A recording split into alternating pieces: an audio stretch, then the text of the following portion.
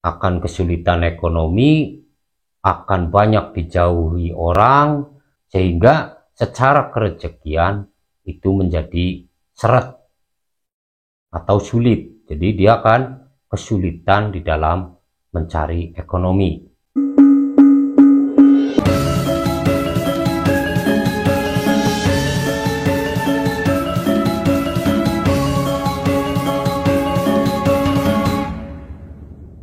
Mbah, apakah ketika kodam leluhur sudah aktif, energinya sudah selaras dengan pemiliknya, ketika ada yang dilanggar, misalnya berbuat tidak baik, berbuat jahat, dan sebagainya, apakah ada dampak negatif terhadap seseorang ini, Mbah?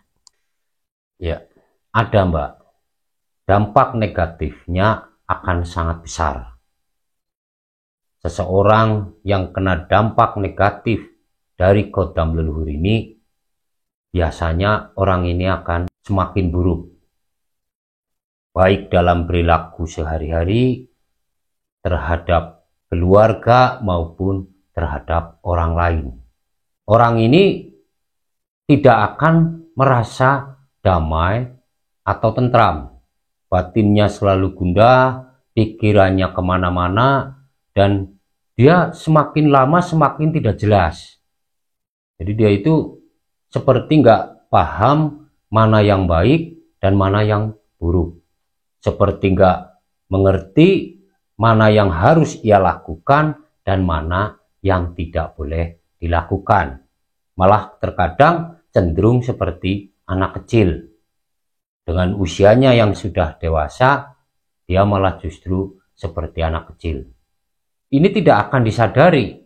Dia akan selalu merasa benar, merasa tidak salah, dan merasa orang lain yang salah. Sehingga akan sulit untuk dia sadar karena setiap nasihat atau orang yang menasehatinya, dia akan menjauhi. Dia tidak suka dengan orang-orang yang menasehatinya. Dampak negatif ini juga mempengaruhi terhadap usaha ataupun pekerjaan. Orang ini akan mengalami kesulitan dan kesulitan. Jadi hidupnya akan kesulitan ekonomi, akan banyak dijauhi orang, sehingga secara kerezekian itu menjadi seret atau sulit. Jadi dia akan kesulitan di dalam mencari ekonomi. Lalu orang yang terkena dampak negatif dari kodam leluhur ini akan memiliki sifat yang keras. Hatinya itu seperti keras. Dalam hal apapun, biasanya dia itu ingin selalu menang. Selalu ingin benar sendiri.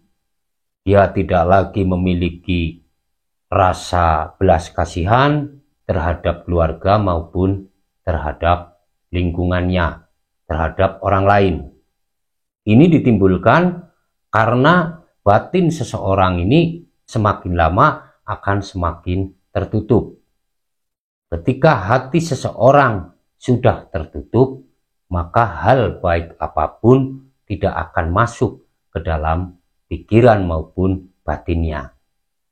Nah, ini sangat berbahaya jika ini sampai terjadi. Lalu kemudian di dalam rumah tangga dia pun tidak akan menemukan keharmonisan. Malah justru istri, anak mengalami sakit. Sakit yang bertahun-tahun yang tidak kunjung sembuh. Sudah berobat ke sana kemari, akan tetapi tidak kunjung sembuh. Lalu kemudian jika dampak negatif ini terjadi kepada seseorang yang masih lajang, orang ini akan mengalami kesulitan dalam urusan jodoh. Jadi dia akan dijauhkan dengan jodohnya. Ini disebabkan karena ada penolakan dari diri seseorang ini yang dilakukan oleh kodam leluhur ini. Jadi Kodam leluhur ini tidak serta-merta meninggalkan orang yang ia ikuti sekalipun sudah banyak melakukan pelanggaran. Jadi dia akan tetap bersemayam di dalam diri seseorang dengan energi yang tidak aktif, kemudian menimbulkan dampak negatif terhadap pemiliknya. Karena kodam leluhur sudah merasa kecewa, sudah merasa marah terhadap seseorang yang ia ikuti. Mbah, apakah orang yang terkena dampak negatif dari kodam leluhur ini bisa disembuhkan atau dipulihkan atau tidak, Mbah? Bisa, Mbak. Tapi dengan proses yang cukup sulit. Dari kesalahan-kesalahan yang ia lakukan, butuh proses untuk memperbaikinya. Salah satunya yang bisa dilakukan adalah dengan bertaubat. Dia bertobat tidak akan mengulangi apa yang ia lakukan. Jadi dia harus sadar, menyadari, kemudian meminta maaf kepada orang tua, kepada orang-orang yang ia sakiti, terutama kepada keluarganya, kepada orang tua dan keluarganya. Lalu kemudian dia juga harus kembali melakukan tirakat-tirakat seperti awal, melakukan ritual mandi yang tidak cukup sekali, sampai benar-benar kodam yang ada di dalam dirinya memaafkannya. Jadi ritual mandi ini tidak cukup sekali. Jadi harus terus dilakukan sampai benar-benar kodam leluhur ini memaafkannya. Dia harus berubah total, harus melakukan hal-hal yang baik, menjauhi hal-hal yang tidak baik. Ini kalau ingin kodam leluhur ini kembali positif, tidak lagi memberikan dampak negatif terhadap seseorang ini.